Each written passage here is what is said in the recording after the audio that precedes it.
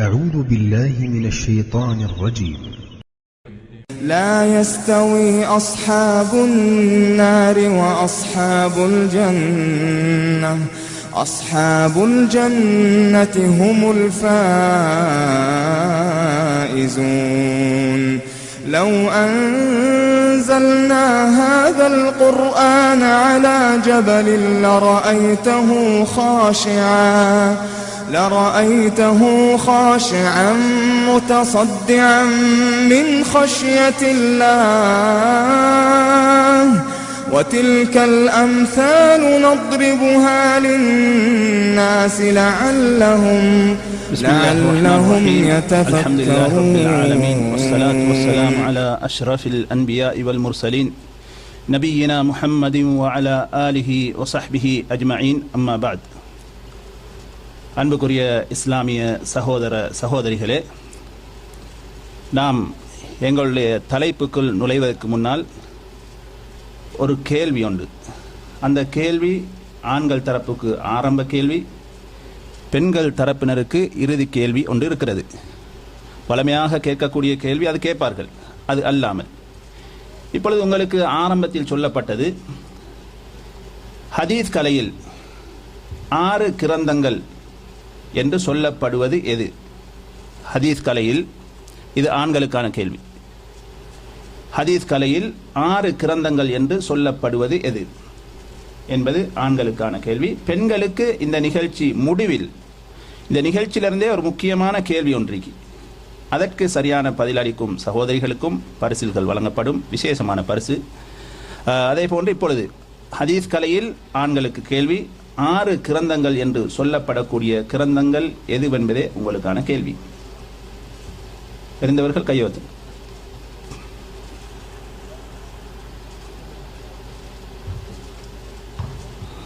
சரி, நீங்க சொல்லுங்க.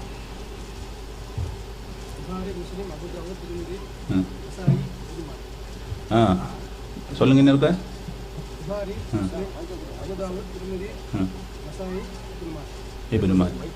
மைக்கில் சொல்லுங்க, லேடிஸ்க்கும் கேட்கணுமே.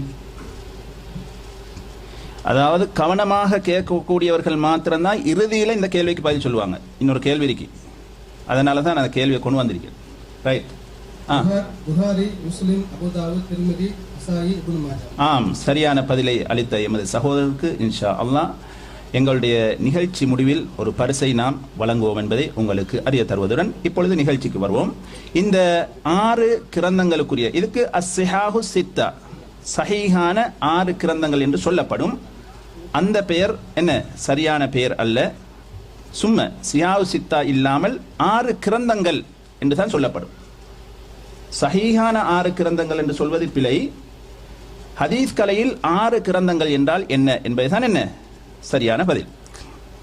எனவே அந்த அடிப்படையில் நீங்கள் தொடராக இமாம் புகாரி ரஹிமஹுல்லா அவர்களை பற்றி படித்தீர்கள். இரண்டாவதாக இமாம் புகாரி ரஹிமஹுல்லா அவர்களையும் பற்றி படித்திருக்கின்றீர்கள். மூன்றாவதாக திகழக்கூடிய இமாம் தான் இமாம் யாரு? சொல்லுங்க. அபூ தாவூத் ரஹிமஹுல்லா அவர்கள். இந்த அபூ தாவூத் ரஹிமஹுல்லா அவர்கள் ஹிஜ்ரி 202 பிறக்கின்றார்கள். ஹிஜ்ரி 202 பிறக்கின்றார்கள். அவருடைய பெயர் என்னன்னு சொன்னால், அரபிகளை பொறுத்தவரையில் நீண்ட பெயர் இருக்கும், அப்படிதானே? அவ்வளோத்தையும் சொன்னா நீங்க மனசுல வைக்க மாட்டீங்க.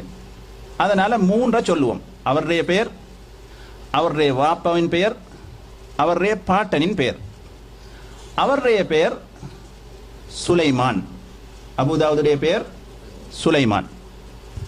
அவருடைய தந்தையின் பெயர் அல் அஷ்அஸ்.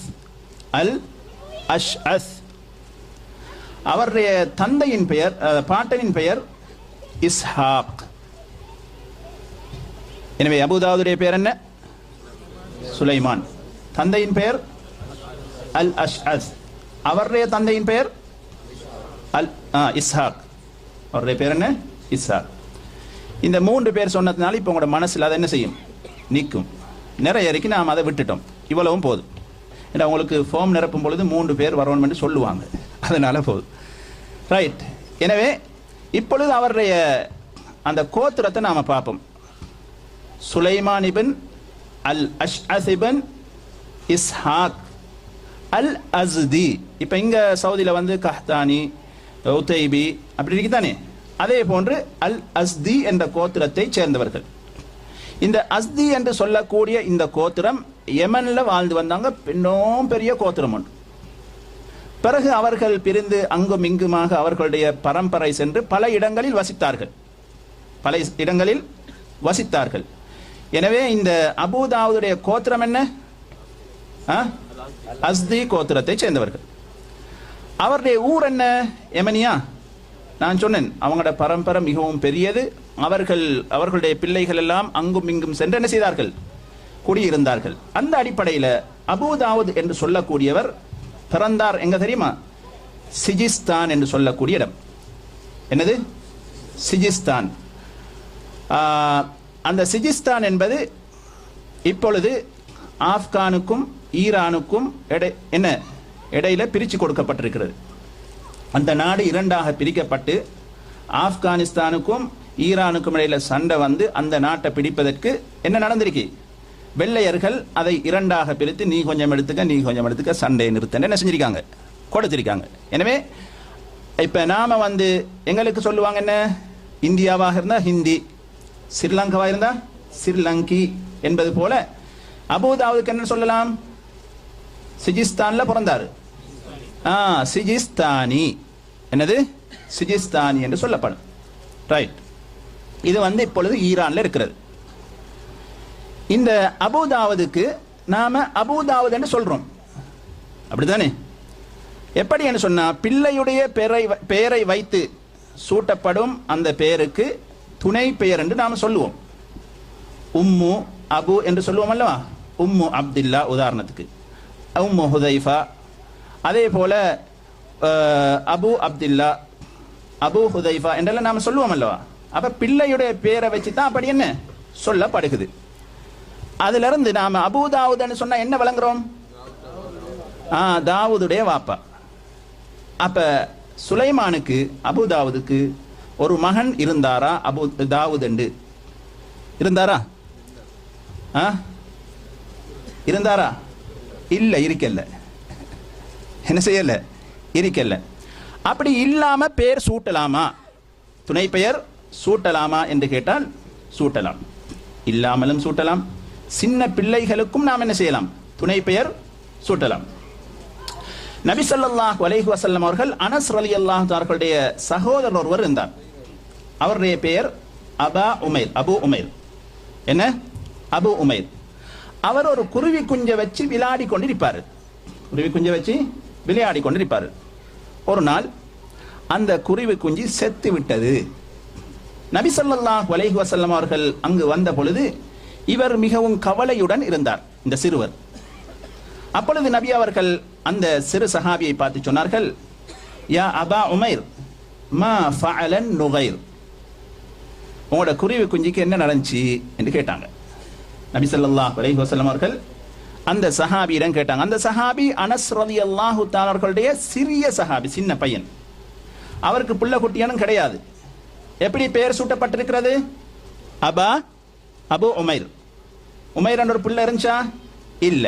எனவே சூட்டலாம், நபி அவர்கள் அங்கீகரித்திருக்கின்றார்கள். அதே போன்று சிலருக்கு பிள்ளை இல்லை. அல்லாஹ் நாடினால் பிள்ளைகளை கொடுப்பான், பிள்ளைகளை கொடுக்காம இருப்பான். அது அல்லாஹ்வுடைய பொறுப்புள்ள உள்ள விஷயம். எனவே பிள்ளை இல்லாதாக்களை எப்படி நாம கூப்பிடுறது? பேரை சொல்லி கூப்பிடுறதா? கூப்பிடலாம், பிரச்சனை இல்லை. அவர்களும் தேவை என்று சொன்ன அப்துல்லா, ஏன்னா உலகத்தில் எல்லாருமே அல்லாஹ்வுடைய அடிமை தானே, அபு அப்துல்லா அவருக்கு வச்சு கொள்ளலாம், பிரச்சனை கிடையாது. அந்த ஹதீஸ் முஸ்லிம்ல வரக்கூடியது, இந்த ஹதீஸ் முஸ்லிம்ல வருகிறது. ஆயிஷா ரலியல்லாஹு தஆலா அவர்கள் நபி ஸல்லல்லாஹு அலைஹி வஸல்லம் அவர்களிடத்தில் சொல்லுகின்றார்கள், நபி அவர்களே, எல்லா மனைவிமார்களுக்கும் துணை பெயர் இருக்கிறது, எனக்கு மாத்திரம் கிடையாது என்று சொன்ன பொழுது நபி ஸல்லல்லாஹு அலைஹி வஸல்லம் அவர்கள், உன்னுடைய சகோதரி அஸ்மாவுடைய மகனுடைய பெயரை வச்சு என்ன செய்? துணை பெயர் வைத்துக்கொள். அப்துல்லா, உம்மு அப்துல்லா என்று வைத்துக் கொள்ளும்படி நபி அவர்கள் சொன்னார்கள். எனவே பிள்ளை இருந்தால் மாத்திரம்தான் அப்படி துணை பெயர் வைக்க வேண்டும் என்ற என்ன சட்டம் கிடையாது.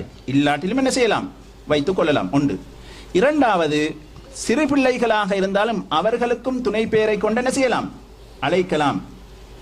அதே போன்று நீங்க பாக்கீங்க, அபூ பக்கர் ரலியல்லாஹு அன்ஹு, அவருக்கு ஒரு மகன் பக்ரன் இருந்தாரா? இல்ல. அபூ ஹுரைரா, அவருக்கு ஹுரைரான்னு ஒரு மகன் இருந்துச்சா? மகள் இல்ல. எனவே என்ன செய்யலாம், பிள்ளை இல்லாட்டிலும் துணை பெயர் கொண்டு அழைக்கலாம். அதே போன்றுதான் அபூதாவுதுக்கும் அந்த பெயர் வைக்கப்பட்டது. ஏன் வைக்கப்பட்டது என்று சொன்னால் அதுக்கு ஒரு காரணத்தை அறிஞர்கள் சொல்லுகின்றார்கள். என்ன காரணம் என்று சொன்னால், அல்லாஹ் திருமறையில் சூரத்து சபா 10வது வசனத்தில் சொல்லுகின்றான், தாவூத் அலைஹிஸ்ஸலாத்து வஸ்ஸலாம் அவர்களை பற்றி சொல்லுகின்ற பொழுது, வஅலன்னா லஹுல் ஹதீத, அவருக்கு நாம் இரும்பை என்ன செஞ்சோம், இலகுவாக்கி மெதுவாக்கி கொடுத்தோம். அதே போன்று அறிஞர்கள் சொல்லுகின்றார்கள், அபூதாவுதுக்கு ஹதீஸை அல்லாஹ் இலகுபடுத்தி கொடுத்தான். எனவே அவர் தாவூத் தானே, அதனால் இவர் என்ன, அபூ தாவூத். அவருக்கு இரும்பு இலகுவாக்கப்பட்டது, இவருக்கு ஹதீஸ் இலகுவாக்கப்பட்டது. அதனால் அவருக்கு பேர் என்ன, அபூ தாவூத் என்று சொல்லப்படுகிறது வரலாற்றில். அதுக்கு பின்னால நாம் இப்ப பெயரை பார்த்து விட்டு, எப்பொழுது பிறந்தார், அவருடைய பெயர் என்ன, அவர் எங்கு பிறந்தார், அவருடைய கோத்திரம் என்ன என்ற செய்தியை பார்த்தோம். அடுத்ததாக நாம் பார்ப்போம், அந்த அவர்கள் வாழ்ந்த அந்த சமுதாயத்தின் நிலை என்ன என்று பார்த்தோம் என்று சொன்னா, ஹிஜ்ரி 202 என்று சொல்லுகின்ற பொழுது 3ஆம் நூற்றாண்டின் ஆரம்ப காலம். 3ஆம் நூற்றாண்டின் ஆரம்ப காலம். அந்த காலம்தான் சுன்னா தொகுக்கப்படக்கூடிய ஒரு காலமாக இருந்தது. ததுவீனு சுன்னா, சுன்னா தொகுக்கப்படக்கூடிய, புத்தக வடிவில் தொகுக்கப்படக்கூடிய ஒரு காலமாக 3ஆம் நூற்றாண்டு இருந்தது. அது மாத்திரமல்ல, அந்த 3ஆம் நூற்றாண்டு கல்வியில் என்ன மிகவும், அதாவது கூடிய ஒரு நூற்றாண்டாக காணப்பட்டது. இப்ப நீங்க பாருங்க, இந்த 6 அறிஞர்கள் இருக்கிறாங்கல்ல, இந்த 6 அறிஞர்களும் 3ஆம் நூற்றாண்டுக்குரியவர்கள். நபி ஸல்லல்லாஹு அலைஹி வஸல்லம் அவர்கள் புகழ்ந்து சொன்ன அந்த நூற்றாண்டில் வாழ்ந்தவர்கள். கைருல் கர்னி கர்னி சும்மல்லதீன யலூனஹும் சும்மல்லதீன யலூனஹும், காலங்களில் சிறந்தது எனது காலம், அடுத்ததாக அடுத்த காலம், அடுத்ததாக அடுத்த காலம், 3ஆம் நூற்றாண்டு. எனவே நபி ஸல்லல்லாஹு அலைஹி வஸல்லம் அவர்கள் புகழ்ந்து கூறிய அந்த 3ஆம் நூற்றாண்டில் தான் இந்த 6 அறிஞர்களும் வாழ்ந்திருக்கின்றார்கள். இமாம் புகாரி ரஹ்மஹுல்லாஹ் அவர்கள் ஹிஜ்ரி எத்தனையில் மரணித்தார்கள்? ஹிஜ்ரி 256 மரணித்தார்கள். இமாம் முஸ்லிம் ரஹ்மஹுல்லாஹ் அவர்கள் ஹிஜ்ரி 261 மரணித்தார்கள். இமாம் அபூ தாவூத் ரஹ்மஹுல்லாஹ் அவர்கள் ஹிஜ்ரி 275 மரணித்தார்கள். இமாம் திர்மிதி ரஹ்மஹுல்லாஹ் அவர்கள் 279 மரணித்தார்கள். இமாம் நசாயி ரஹ்மஹுல்லாஹ் அவர்கள் ஹிஜ்ரி 303 மரணித்தார்கள். இமாம் இப்னு மாஜா ரஹ்மஹுல்லாஹ் அவர்கள் ஹிஜ்ரி 275 மரணித்தார்கள். இப்ப இந்த 6 அறிஞர்களும் எந்த நூற்றாண்டில் வாழ்ந்திருக்கிறார்கள்? 3ஆம் நூற்றாண்டில். அப்ப அறிவின் பொற்காலமாக அந்த நூற்றாண்டு என்ன விளங்கியது. எனவேதான் அந்த காலத்தில் தான் சுன்னா தொகுக்கப்படுகிறது புத்தக வடிவில். புத்தக வடிவில் 3ஆம் நூற்றாண்டில் தான் இந்த சுன்னா தொகுக்கப்படுகிறது. அப்படிப்பட்ட ஒரு சிறந்த காலத்தில் தான் அபூ தாவூத் ரஹிமஹுல்லாஹ் அவர்கள் வாழ்ந்தார்கள். எங்களுக்கு தெரியும், அந்த 6 அறிஞர்களையும் நாம் உட்பட எங்களுக்கு முன்பு வந்தவர்கள், எங்களுக்கு பின்னால் வரக்கூடிய கியாம் நாள் வரைக்கும் யார் யாரெல்லாம் இருக்கின்றார்களோ அவர்கள் எல்லோரும் என்ன செய்ய போகின்றார்கள்? இவர்களை பத்தி பேசத்தான் போறாங்க, இவர்களுடைய ஹதீஸை படிக்கத்தான் போகின்றார்கள். எனவே எல்லோரும் என்ன செய்வார்கள்? அவர்களுக்கு பிரார்த்தனை செய்வார்கள். அப்படி என்றால் என்ன அர்த்தம் தெரியுமா? அல்லாஹ் அவர்களுடைய சேவையை ஏற்றுக்கொண்டிருக்கின்றான், கபூலாக்கி இருக்கின்றான். அதனால் தான் அவர்களுக்கு துஆ செய்யப்படுகிறது, அவர்களுடைய புத்தகங்கள் படிக்கப்படுகிறது. இதுதான் உலமாக்கல்னா, இதுதான் உலமாக்கல். அவங்க யாரை பத்தியும் பேசிக்கொண்டு காலத்தை வீணாக்கினது கிடையாது. இன்னும் சொல்ல போனால், அந்த நூற்றாண்டில் தான் இமாம் அஹ்மத் இப்னு ஹம்பல் ரஹிமஹுல்லாஹ் அவர்கள் வாழ்ந்தார்கள். அவர்கள் ஹிஜ்ரி 241 மரணித்தார்கள். ஹிஜ்ரி 241 மரணித்தார்கள். அவர்களுடைய காலத்தில் அவருடைய அபூ தாவூதுடைய ஆசிரியர் தான் யாரு? அஹ்மத் இப்னு ஹம்பல் ரஹிமஹுல்லாஹ் அவர்கள். அவருடைய காலத்தில் ஒரு முக்கியமான பிரச்சனை வந்தது. சிறையில் அடைக்கப்பட்டார்கள். என்னது யாருக்கு தெரியும்? குர்ஆன் படைக்கப்பட்டதா அல்லது பூர்வீகமானதா? குர்ஆன் படைக்கப்பட்டது என்று அந்த காலத்தில் சொல்லிக் கொண்டிருந்தார்கள். ஆனால் படைக்கப்பட்டன்னு சொன்னா என்ன பிரச்சனைன்னு நீங்க யோசிக்கலாம். அது ஒரு வார்த்தை தானே, சொல்லிட்டு போகலாம் தானே என்று யோசிக்கலாம். இல்ல, குர்ஆன் படைக்கப்பட்டது என்று சொன்னால் குர்ஆன் யாருடைய வார்த்தை? அல்லாஹ்வுடைய வார்த்தை. எனவே அல்லாஹ்வுடைய வார்த்தை படைக்கப்பட்டது என்று வந்துடும். அப்ப அல்லாஹ்வுடைய ஒரு பகுதி படைக்கப்பட்ட என்ற செய்தி வரும். அல்லாஹ்வுக்கு டேஞ்சரா இல்லையா? அதனால அது சொல்லக்கூடாது. அதனால இமாம் அஹ்மத் இப்னு ஹம்பல் ரஹிமஹுல்லாஹ் அவர்கள் அதுக்கு சரியான மாதிரி என்ன செய்தார்கள்? போராட்டம் செய்து சிறையில் கூட அடைக்கப்பட்டார்கள். இமாம் அபூ தாவூத் ரஹிமஹுல்லாஹ் அவர்கள் அந்த காலத்தில் வாழ்ந்தார்கள். அப்படி ஒரு பிரச்சனை மேலோங்கி வந்து கொண்டிருந்தது. அறிஞர்கள் என்ன தெரியுமா செஞ்சாங்க? நிறைய பேர் இதுல எல்லாம் நாம தலை போட்டு எங்கட காலத்தை வீணாக்க கூடாது. இப்ப எங்கட சமுதாயத்தில் சில பிரச்சனைகள் இருக்கு. ஒரு பிரச்சனைக்காக வேண்டி வருடா வருடம் பேசி காலத்தை வீணாக்கக்கூடிய சமுதாயமா நாம் இருக்கிறோம். அந்த அறிஞர்கள் என்ன சொன்னார்கள்? நாம இதுல காலத்தை வீணாக்க கூடாது, அறிவு தடையாகிவிடும். நாம அறிவு என்ன செய்வோம்? நல்லா படிப்போம், அதுல நம்மட காலத்தை செலவு செய்வோம் என்று அதுல தலையை போடாம அது கூடாது என்று சொல்லிட்டு போய்கொண்டே இருந்தார்கள். விளங்குதா? எனவே நாமளும் என்ன செய்ய வேண்டும்? நம்மட சமகாலத்தில் வரக்கூடிய பிரச்சனைகள்ல அதுல தலையை போட்டு உடைச்சி காலத்தை வீணாக்கி சும்மா நாம என்ன வெறும் தலையா போறத நாம் என்ன செய்ய வேண்டும்? கல்வியில நாம கவனத்தை செலுத்த வேண்டும். அதே போன்று அவருடைய குடும்பத்தை நாம் எடுத்து பார்த்தால், யாருடைய?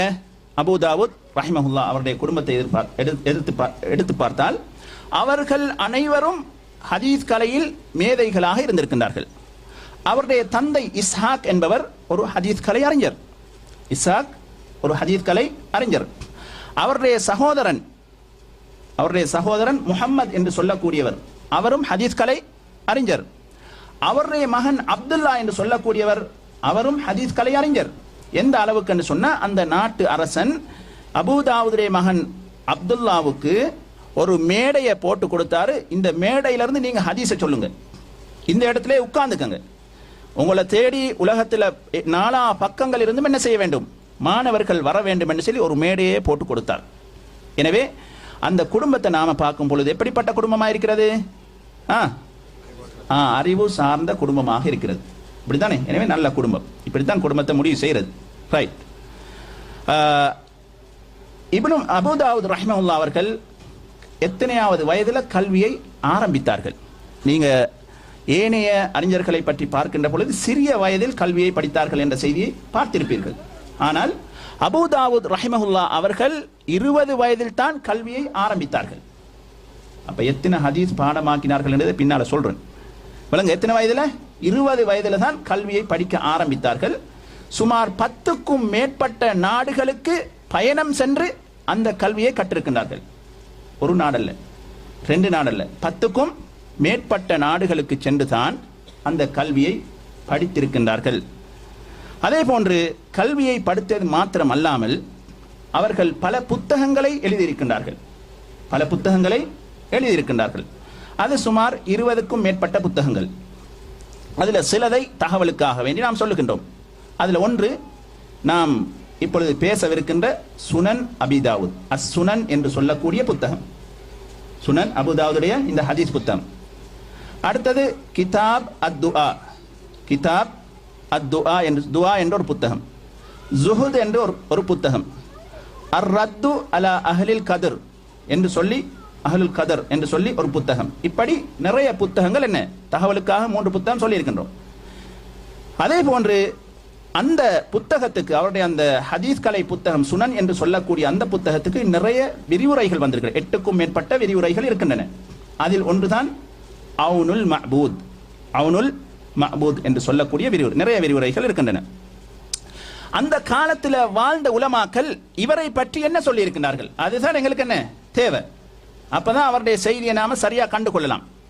அந்த காலத்தில் வாழ்ந்த அறிஞர்களில் சுமார் 15க்கும் மேற்பட்ட அறிஞர்கள் இவரை அந்த மாதிரி புகழ்ந்திருக்கின்றார்கள். அதுல ஒருவர் மூசா இப்னு ஹாரூன் என்பவர், ஹிஜ்ரி 292 மரணித்தார். அதே சமகாலத்தில் வாழ்ந்தவர். அவர் சொல்லுகிறார், அபூ தாவூத் என்பவர் இந்த துன்யாவில் ஹதீஸுக்காகத்தான் படைக்கப்பட்டிருக்கிறார், மறும நாளையில் சுவர்க்கத்துக்காக படைக்கப்பட்டிருக்கிறார். அவர் எப்படிப்பட்டவர் சொன்னா, அவரை விட சிறந்த ஒருவரை என்னுடைய காலத்தில் நான் பார்த்தது கிடையாது. அமல்கள் செய்வதிலும் முந்திக் கொள்வார்கள், மற்றவர்களுக்கு உதவி செய்வதிலும் முந்திக் கொள்வார்கள். அதாவது கல்வி கற்பதிலும் என்ன குறை வைக்க மாட்டார், கற்றுக் கொடுப்பதிலும் குறை வைக்க மாட்டார்கள். இப்படிப்பட்ட ஒரு சிறந்த ஒரு ஆளை தவிர நான் வேற யாரையும் என்னுடைய பீரியட்ல என்ன கண்டது கிடையாது என்று யார் சொல்லுகிறார்? மூசா இப்னு ஹாரூன் என்பவர் சொல்லுகிறார். அதே காலத்தில் வாழ்ந்தவர், ஹிஜ்ரி 292. அதே போன்று அவருடைய ஆசிரியர்கள் யார் என்று நாம் பார்த்தால், அபூ தாவூத் ரஹிமஹுல்லா அவர்களுடைய ஆசிரியர்கள் யார்? எத்தனை பேர் இருக்கும் அவருடைய ஆசிரியர்மார்கள்? சொல்லுங்க சுமாராக. இப்போ ஒரு மாணவனுக்கு ஒரு 10-15 இருக்கலாம், அப்படிதானே? 20 இருக்கலாம். ஆசிரியர் வந்து வந்து போனாருண்டா எத்தனை இருக்கலாம்? சும்மா ஒரு கணக்கு ஒன்று சொல்லுங்க. 8 என்று சொல்றார் ஒரு சகோதரர். இமாம் அபூ தாவூத் ரஹிமஹுல்லா அவருக்கு இருந்த ஆசிரியர்களின் எண்ணிக்கை 300 பேர்கள். எத்தனை? 300 பேர்கள். எப்படி காலத்தை கழிச்சிருப்பார்? இப்படி எல்லாம் கஷ்டப்பட்டு படிச்சுட்டு வந்தது பின்னால அதன் புகம் என்ன அபூ தாவூத் அது அப்படி கேட்டால் சரி வருமா? நாம இப்படி நெட்டில் அடிச்சு இப்படி பார்த்து ரைட் ஹதீஸ் பார்த்துட்டு என்ன நாம ஹதீஸ் கண்டுபிடிக்கிறோம். 300 ஆசிரியர்களை சந்தித்து என்ன செய்தார்கள்? 10க்கும் மேற்பட்ட நாடுகளுக்கு பிரயாணம் செய்து 300 ஆசிரியர்களை சந்தித்து படித்து தொகுத்து எடுத்த ஹதீஸ் தான் என்ன அந்த சுனன் என்று சொல்லக்கூடியது, லேசானதல். அதுல ஒருவர் தான் இமாம் அஹ்மத் இப்னு ஹம்பல் ரஹிமஹுல்லா அவர்கள். அதே போன்று யஹ்யா இப்னு மயின் என்று சொல்லக்கூடியவர். அவர்களெல்லாம் பெரும் பெரும் ஹதீஸ்களை அறிஞர்கள். அதே போன்று இஸ்ஹாக் இப்னு ராஹ்வை என்று சொல்லக்கூடிய அறிஞர். நிறைய பேர், 300 பேர்ல ஒரு 3 பேரை சொல்லியிருக்கேன் தகவலுக்கு. அவர்களுடைய மாணவர்களை நாம பார்த்தோம் என்று சொன்னா அதுவும் பெரிய தொகை, கணக்கு சொல்லப்படல. அந்த மாணவர்கள்ல ஒரு ஆள் யார் தெரியுமா? யாரா இருக்கலாம்? அப்ப ஒரு ஆள் யார் தெரியுமான்னு கேட்கும் போதே ஒரு என்ன விசேஷம் ஒன்றைக்கு லேசான மாணவன் இல்லை. அவர் யாரிடத்தில் கல்வி படித்தாரோ அவரும் ஒரு மாணவனா ஒரு ஹதீஸை அறிவித்திருக்கிறார். யார் அது? அஹ்மத் இப்னு ஹம்பல் ரஹிமஹுல்லா அவர்கள். அஹ்மத் இப்னு ஹம்பல் ரஹிமஹுல்லா அவர்கள் அபூ தாவூதுடைய ஆசிரியர். ஆனால் அபூ தாவூதிடமிருந்து ஒரு ஹதீஸை அறிவித்திருக்கிறார் யாரு? அஹ்மத் இப்னு ஹம்பல். அதை கொண்டு அபூ தாவூதுக்கு ரொம்ப சந்தோஷம், அவர் பெருமை அடைகிறார். நம்முடைய ஆசிரியரும் நம்மிடத்தில் ஒரு ஹதீஸை படித்திருக்கிறார். இன்னைக்கு நாம் என்னன்னு சொன்னா கொஞ்சம் படிச்சோம்னு சொன்னா எல்லாத்தையும் க்ளோஸ் பண்ணாச்சு. என்ன படிக்கவும் மாட்டோம், பேசவும் மாட்டோம். இனி அவர் என்ன ஆலிம் என்ற பட்டம் வரும். அல்லது தெரியாம கூட சில விஷயம் இருக்கும், கேட்க மாட்டோம், வெக்கம். இவர்கிட்ட நாம கேட்டோம்னு சொன்னா இவருக்கும் நாம மாணவனா போயிடுவோமே விளங்குதா என்ற பிரச்சனை இருக்கு. எனவே இமாம் அஹ்மத் இப்னு ஹம்பல் சுப்ஹான், இதுதான் உலமாக்களை பார்க்கணும். அந்த காலத்துல பார்க்கணும். என்ன அவருடைய மாணவன் எந்த அளவுக்கு என்று சொன்னா அபூ தாவூத் ரஹிமஹுல்லா அவர்கள் இமாம் அஹ்மத் இப்னு ஹம்பல் ஃபிக்ஹ் கலையை சேர்ந்த ஒரு அறிஞர், ஹதீஸ் கலை ஃபிக்ஹ் கலையை சேர்ந்த ஒரு அறிஞர். அவரிடத்துல நிறைய கேள்விகளை கேட்பார். கேட்டு அந்த பதில்கள் எல்லாம் தொகுத்து வருவார். அப்படி ஒரு புத்தகம் இப்ப வெளியாகி இருக்கிறது, மசாயில் அஹ்மத் இப்னு ஹம்பல் லி அபி தாவூத். மசாயில் அஹ்மத் இப்னு ஹம்பல் லி அபி தாவூத். அஹ்மத் இப்னு ஹம்பல் ரஹிமஹுல்லா அவர்களுக்குரிய அந்த மசாயில்கள் யாரு தொகுத்திருக்காரு? அபூ தாவூத். அவர் என்ன செஞ்சாரு? கேள்வி கேட்டு கேட்டு கேட்டு என்ன செஞ்சாரு? நிறைய படிச்சாத புத்தகமா வடிச்சிருக்காரு. இப்ப புத்தகம் என்ன இருக்கிறது. எனவே அப்படிப்பட்ட ஒரு ஆசிரியர் தன்னுடைய மாணவரிடமிருந்து என்ன செய்யறாரு? ஒரு ஹதீஸ அறிவிக்கிறார். இது பெரிய செய்தி. அதே போன்று அவர்கள் தன்னுடைய கிதாபை சிறிய வயதிலே, ஆரம்ப வயதிலே என்ன செய்தார்கள்? அவர்கள் கல்வி கற்க ஆரம்பித்த வயது அந்த பீரியட்லே என்ன செய்தார்கள்? அசுனன் என்று சொல்லக்கூடிய அந்த புத்தகத்தை எழுதினார்கள். எழுதிட்டு சும்மரிக்கல, என்ன செய்தார்கள்? பல தடவை அதை என்ன செய்தார்கள்? மீட்டிட்டு அதை கொண்டு போய் இமாம் அஹ்மத் இப்னு ஹம்பல் ரஹிமஹுல்லா அவரிடத்துல காட்டினார். இப்படி நான் ஒரு புத்தகம் எழுதியிருக்கிறேன். அஹ்மத் இப்னு ஹம்பல் ரஹிமஹுல்லா அவர்கள் அவ்வளோத்தையும் வாசித்து என்ன செய்தார்கள்? இது நல்ல புத்தகம் என்ற அந்த கரெக்டரை கொடுத்தார். அதுக்கு பின்னால்தான் அந்த புத்தகம் என்ன செய்யப்படுகிறது? பதிவு செய்யப்படுகிறது. சுப்ஹானல்லாஹ். பாத்தீங்களா, நாம் ஒரு புத்தகம் வெளியிட்டு நாம டக்குன்னு வெளியிட்டுருவோம். ஏன்னா அதுல பிழைகள் வந்தால் அந்த பிழைகளுக்கு யாரு பொறுப்பு? யாரு புத்தகத்தை எழுதினாரோ அவர் தான் பொறுப்பு. அதனால தனக்கு மேல உள்ள ஒரு அறிஞரிடத்துல கொடுத்து சரி பார்த்து விட்டு அதற்கு பின்னால் தான் அது என்ன புத்தக வடிவில் வெளியிடப்படுகிறது. இன்னைக்கு நமக்கு மத்தியில பிரச்சனைகள் வார்த்தைக்குரிய காரணம் என்ன? ஒவ்வொருவரும் முஃப்தியா மாறிட்டோம். அப்படித்தானே? அவர் கொஞ்சம் படிச்ச ஒரு புத்தகம் எழுதுவாரு, இவர் கொஞ்சம் படிச்ச அவர் ஒரு யாருக்காவது ஒரு 30 ஆசிரியர்கள் இருக்கிறாங்களா? இன்றைக்கு இந்த மார்க்கம் பேசக்கூடிய சகோதரர்களுக்கு யாராவது ஒரு அறிஞருக்கு 30 ஆசிரியர்கள் இருக்கின்றார்களா? ஆசிரியர்களே இல்லை. அப்படித்தானே? எனவே 300 ஆசிரியர்கள் தான் யாரு? அபூ தாவூத் ரஹ்மஹுல்லாஹ் அவர்களுடைய ஆசிரியர்கள். அந்த சுனன் என்று சொல்லக்கூடிய அந்த ஹதீஸ் புத்தகத்தில் இருக்கக்கூடிய ஹதீஸ்களின் எண்ணிக்கை மொத்தம் 4800 ஹதீஸ்கள். 4800 ஹதீஸ்கள். அது எத்தனை ஹதீஸிலிருந்து அவர் தெரிவு செஞ்செடுத்தார்? எத்தனை ஹதீஸிலிருந்து அதனை தெரிவு செய்தார்? பாத்தீங்களா? 5 லட்சம் ஹதீஸிலிருந்து தான் என்ன செஞ்சாரு? இந்த 4800 தெரிவு செஞ்சார். அப்படின்னா என்ன அர்த்தம்? 5 லட்சம் ஹதீஸ் அவர்கிட்ட இருக்கு. எத்தனை லட்சம்? 5 லட்சம் ஹதீஸிலிருந்து தான் 4800 ஹதீஸ்களை இந்த கிதாப்ல வச்சிருக்கார். சுப்ஹானல்லாஹ். நாம லேசா அபூ தாவூத் போலாமா? இப்ப பாருங்க எவ்வளவு. இதுதான் அறிஞர்களை பத்தி நாம் படிச்சா விளங்கலாம் அவங்களோட தகமை. அந்த ஹதீஸ் கிரந்தத்துல 3 விதமான ஹதீஸ்களும் இருக்கின்றன. ஏற்றுக்கொள்ளப்பட்ட மறுக்கப்பட்ட ரீதியில் ஹதீஸை என்ன செய்வார்கள்? 3ஆக பிரிப்பார்கள். ஏற்றுக்கொள்ளப்பட்ட மறுக்கப்பட்ட ரீதியில ஹதீஸை 3ஆக பிரிப்பார்கள். ஒன்று சஹீஹ், அது தெரியும் உங்களுக்கு. இரண்டாவது ஹசன், அதுவும் நல்ல ஹதீஸ், அதாவது அமல் செய்ய முடியுமான ஹதீஸ், ஆதாரத்துக்கு எடுக்கலாம். மூன்றாவது தைஃப், பலவீனமான ஹதீஸ். இந்த 3 தரத்தையும் அந்த புத்தகம் உள்ளடக்கி இருக்கிறது. எனவே அபூ தாவூத் என்ற கிரந்தத்தை நாம் வாசிக்கின்ற பொழுது அதில் 3 வகையான ஹதீஸ்களும் இருப்பதாக நாம் தெரிந்து கொள்கிறோம். சஹீஹும் இருக்கிறது, ஹசனும் இருக்கிறது, அதே போன்று லைஃபும் இருக்கிறது என்பதை நாம் தெரிந்து கொள்கிறோம். இந்த அவருடைய மாணவர்களில் ஒருவர் அந்த ஹதீஸ் கிதாபை எத்தனை தடவை வாசிச்சிருப்பார்? அவர்கிட்ட ஆசிரியரிடமிருந்து, அபூ தாவூதிடமிருந்து அவருடைய மாணவர்களில் ஒருவர் அந்த 4800 ஹதீஸ்களையும் எத்தனை தடவை வாசிச்சிருப்பாரு? சொல்லுங்க பாப்போம். சும்மா சொல்லத்தான் இருக்கு, பயம் இல்லை, சொல்லுங்க. 6 தடவைகள். எத்தனை தடவைகள்? 6 தடவைகள். அதாவது அலி இப்னு அல் ஹசன் என்று சொல்லக்கூடிய அவருடைய மாணவர்களில் ஒருவர் அபூ தாவூதிடமிருந்து 6 தடவைகள் அந்த புத்தகத்தை என்ன செய்திருக்கிறார்கள்? திருப்பி திருப்பி திருப்பி கேட்டிருக்கின்றார்கள். அவர் வாசிக்க இவர் கேட்டுக்கொண்டிருக்கிறார். நாம புத்தக வடிவில் வந்து வீட்டுக்குள்ளேயும் கூட அது வந்திருக்கு.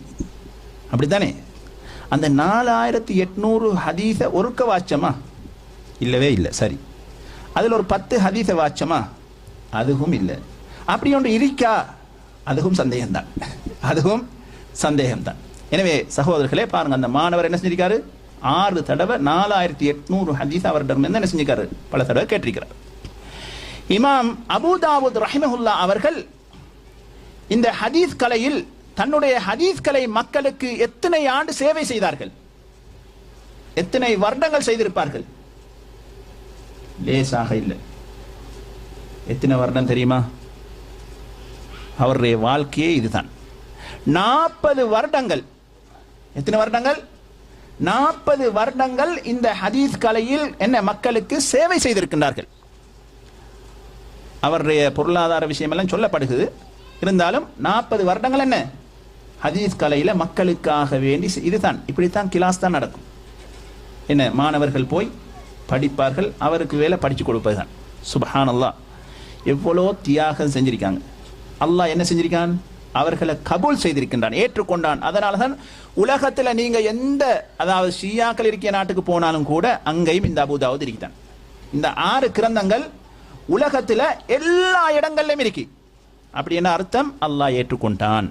அல்லாஹ் ஏற்றுக்கொண்டான். அது மாத்திரமல்ல, நபி ஸல்லல்லாஹு அலைஹி வஸல்லம் அவர்கள் பொற்காலம் என்று வர்ணித்த அந்த காலம் தானே, அப்படித்தானே? அப்ப அது அல்லாஹ்வினால் ஏற்றுக்கொள்ளப்பட்ட ஒரு காலம். ரைட். எனவே இப்பொழுது நாம் முடிவுக்கு வருவோம். அபூ தாவூத் ரஹிமஹுல்லா அவர்களுடைய நல்ல பண்பு என்ன தெரியுமா? இந்த பெரியால் இந்த சின்னால் என்றெல்லாம் என்ன செய்ய மாட்டார். அந்தஸ்து கூடியால் அந்தஸ்து குறைந்தால் என்ற அந்த வேறுபாடு அவரிடத்தில் கிடையாது. ஒரு நாள் பஸ்ராவை சேர்ந்த நாட்டு அரசன் வந்து இவரிடத்தில் சொல்றாரு, 3 விஷயங்கள் நான் உங்களோட பேசணும். அவர் ஆம் என்று சொல்றார். முதலாவது விஷயம் என்ன? நீங்க இந்த பக்தாதை விட்டுட்டு என்ன செய்யணும்? பஸ்ராக்கு வரணும்.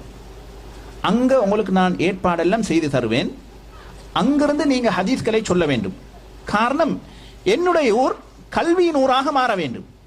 அந்த ஊருக்கு உலகத்தின் நாலா பாகங்களிலிருந்தும் மாணவர்கள் வர வேண்டும். அதுதான் என்னுடைய நோக்கம். அதை ஏற்றுக்கொள்வீர்களா என்று கேட்ட பொழுது அபூ தாவூத் என்ன செஞ்சார்? ஆம் என்று சொன்னார். நல்ல விஷயம் தானே. இரண்டாவது கேள்வி என்னன்னு கேட்டார். இரண்டாவது கேள்வி, உங்கள்கிட்ட இருக்கித்தானே இந்த ஹதீஸ் எல்லாம், இதெல்லாம் என் பிள்ளைகளுக்கும் சொல்லி கொடுத்துருங்க. என் பிள்ளைகளுக்கும் அரசன் வந்து கேட்கக்கூடிய கேள்வி பாருங்க என்று அதற்கும் என்ன செய்தார்? ஆம் என்று சொன்னார். மூன்றாவது கேள்வி என்னென்று கேட்ட பொழுது சொன்னார், என்னுடைய பிள்ளைகளுக்கு மாத்திரம் கொஞ்சம் வீட்டுக்கு வந்து என்ன செஞ்சிருக்கேன், எல்லாரோடையும் சேர்த்து சொல்லிக் கொடுக்காம, என்ன அரசன் பிள்ளைகள் தானே, அவங்கள தனிமைப்படுத்த என்ன செய்யுங்க, ஸ்பெஷலா ஒரு கிளாஸ் செய்யுங்க என்று சொன்ன பொழுது அந்த இடத்துல இமாம் அபூ தாவூத் ரஹிமஹுல்லா சொன்னார்கள், முதல் சொன்ன 2 ஓகே, கடைசியா சொன்னீங்களே அது ஏற்றுக்கொள்ள முடியாது. என்னிடத்தில் அதாவது அரசர் குடும்பத்தினர்களும் அரசருக்கு அடுத்துள்ள குடும்பத்தினர்களும் மற்றவர்கள் எல்லாமே என்னிடத்தில் என்ன சமமானவர்கள். அவர்களுக்கென்று சொல்லி ஒரு சபையை நான் என்ன செய்ய மாட்டேன், தனிமையில் நடத்த மாட்டேன், ஒரு கிளாஸை செய்ய மாட்டேன், அவர்களையும் சபைக்கு அனுப்பி வையுங்கள் என்று சொன்னார்கள். எவ்வளவு தைரியம் இருக்கும், அப்படிதான் எவ்வளவு ஆற்றல் இருக்கும் அப்படி பேசுறேன்னு சொன்னான் அரசனுக்கு மத்தியில். அப்பொழுது அரசன் எதிர்க்கவில்லை. காரணம் என்ன? அரசனுடைய நோக்கம் இவர் நம்ம ஊர்ல இருக்கணும், இப்படி பிரச்சனை போட்டோம்னா போயிடுவார். அதனால ஆம் என்று ஏற்றுக்கொண்டார். அவருடைய பிள்ளைகள் வந்தார்கள். பள்ளியில் ஒரு திரை ஒன்று போட்டு வச்சாங்க. என்று சொன்னா அந்த ஏற்றத்தாழ்வு இருக்குதானே, அந்த பிரச்சனைக்காக வேண்டி சொல்லப்படுகிறது. ரைட். எனவே அபூ தாவூத் ரஹிமஹுல்லா அவர்கள் அதாவது அந்தஸ்தில் கூடிய அரசர்மார்களுக்கெல்லாம் என்ன அடிபணிந்து வாழவில்லை. கல்விக்குத்தான் அவர்கள் என்ன முக்கியத்துவம் காட்டியிருக்கின்றார்கள். எனவே அவர்கள் மரணித்த ஆண்டு, அவர்கள் எப்பொழுது மரணித்தார்கள் என்று சொன்னால் இறுதியாக ஜும்மா தினத்தில், இதே போன்ற ஒரு ஜும்மா தினத்தில் ஷவ்வால் பிறை 15 பஸ்ரா என்ற அதே இடத்தில் தான் மரணித்தார்கள். அவர்கள் மரணிக்கின்ற பொழுது அவர்கள் ஹிஜ்ரி எத்தனையில் மரணித்தார்கள்? ஹிஜ்ரி 275 மரணிக்கின்றார்கள். எனவே சிலர் கேட்கலாம் அவருடைய வயது என்னன்னு. நான் வயதை சொல்ல விருப்பம் இல்லை. காரணம் என்ன? 202 பிறந்தன்னு சொல்லிட்டோம், 275 மரணித்தாருன்னு சொல்லிட்டோம். அதுக்குள்ள வயசு பார்க்க தெரியாத நமக்கு தெரியும், அப்படித்தானே? அதையும் சொல்லி தர வேண்டிய அவசியம் இல்லை, நீங்க பார்த்துக்க. ரைட். எனவே இமாம் அபூ தாவூத் ரஹிமஹுல்லா அவர்கள் உட்பட ஏனைய அறிஞர்களும் சுப்ஹானல்லாஹ் இஸ்லாத்துக்காக வேண்டியும் இஸ்லாமிய உம்மத்துக்காக வேண்டியும் மார்க்கத்துக்காக வேண்டியும் இஸ்லாம் கலாச்சாரம் உருவாக வேண்டும் என்பதற்காக வேண்டியும் இந்த அறிஞர் 40 வருடங்கள் தியாகம் செய்து மக்களுக்கு கல்வியை போதித்திருக்கின்றார். எனவே இப்படிப்பட்ட அறிஞர்களுடைய கிதாபுகளை நாம் எடுத்து வாசிக்கின்ற பொழுது மதரசாக்களில் படித்தவர்களுக்கு தெரியும், கால அபூ தாவூத் சொன்னார் என்று சொன்னா அவருக்கு ஏசப்படும், அவர் திட்டப்படுவார். என்ன சொல்ல வேண்டும்? காலல் இமாமு அபூ தாவூத் ரஹிமஹுல்லாஹ், இமாம் அபூ தாவூத் அவர்கள் சொன்னார்கள், அல்லாஹ் அவருக்கு அருள் புரிவானாக என்று என்ன செய்ய வேண்டும்? துவா செய்து கொண்டுதான் அந்த புத்தகத்தை விரிக்க வேண்டும். இன்றைக்கு உலக படிப்பு படிச்சாக்களுடைய நிலைமை என்னன்னு சொன்னா, சிலருடைய பேர் எடுத்துக்கொண்டு மறந்து வைத்து, இன்றைக்கு உலகத்தில் என்னன்னு சொன்னா நிறைய ஆட்சியாளர்கள் என்ன உலகத்தை ஆட்சி செஞ்சவர்கள் இருக்கின்றார்கள். அதே போன்று நிறைய புத்தகங்கள் எழுதினவர்கள் இருக்கின்றார்கள். டாக்டர், என்ஜினியர் போன்ற அப்படி புத்தகங்கள் எழுதியிருக்கின்றார்கள். அவர்களுடைய புத்தகம் இவ்வாறு மக்களுக்கு மத்தியில் பரிமாறப்படுகிறதா? இல்ல, மிக குறைந்த மக்களுக்கு மத்தியில் தான் அது பரிமாறப்படுகிறது. ஒன்று. இரண்டாவது விஷயம், அவர்களுடைய அந்த புத்தகங்களை வாசிக்கின்ற பொழுது யாராவது அவருக்கு அல்லாஹ் அருள் புரியட்டும் என்று சொல்லுவாங்களா? இல்ல. இந்த கிதாபுகள் எடுத்து வாசிக்கின்ற பொழுது எல்லாரும் என்ன செய்வாங்க? பிரார்த்தனை செய்வாங்க. அது மாத்திரமல்ல, அந்த ஹதீஸ் புத்தகங்களை நீங்க எடுத்து வாசிக்கும் பொழுது கால ரசூலுல்லாஹி ஸல்லல்லாஹு அலைஹி வஸல்லம் என்று சொல்லி 4800 ஹதீஸ் என்று சொன்னா 4800 தடவை நபி ஸல்லல்லாஹு அலைஹி வஸல்லம் அவர்களுடைய பேர் என்ன செய்யப்படும், சொல்லப்படும். பெரிய பாக்கியமா இல்லையா? நபி மீது 4800 தடவை என்ன செய்கிறாரு. எனவே ஹதீஸ் கலை மிகவும் ஒரு சிறந்த கலை. எனவே நாம் நினைப்பது போன்று இமாம்கள் எல்லாம் என்ன தேவையில்லாமல் புத்தகங்கள் எழுதி வைத்தவர்கள் கிடையாது. அவர்களுடைய அந்தஸ்தை விளங்காத மக்கள், குறைந்த அறிவுள்ளவர்கள் தான். அவர்களுக்கு சொல்ல போனால் ஆசிரியர்களும் கிடையாது. அப்படிப்பட்டவர்கள் தான் என்ன செய்வார்கள், இந்த பெரும் பெரும் அறிஞர்களை விமர்சிப்பார்கள். எனவே நாமளே சொல்லிட்டோம், அவரே சொல்லியிருக்கிறார், அவர்கிட்ட படித்த மாணவர்களே சொல்லியிருக்கிறார்கள். அவருடைய புத்தகத்தில் 3 விதமான ஹதீஸும் இருக்கிறது. அப்படித்தானே? சஹீஹும் இருக்கிறது, ஹசனும் இருக்கிறது, வஈஃபும் இருக்கிறது.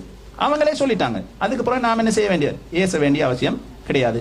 எனவே எதனை நாம் கேட்டோமோ அதன் பிரகாரம் அமல் செய்ய, அதிலிருந்து படிப்பினைகளை பெற்று எங்களுடைய பிள்ளைகளும் இப்படி பெரும் பெரும் மார்க்க அறிஞர்களாக வளர்வதற்கு அல்லாஹ் ஜல்ல சுப்ஹானஹு தஆலா நம் அனைவருக்கும் தௌஃபீக் செய்வானாக. வ ஆகிரு தஅவானா அல்ஹம்துலில்லாஹி ரப்பில் ஆலமீன். வஸ்ஸலாமு அலைக்கும் வரஹ்மத்துல்லாஹி வபரகாத்துஹு.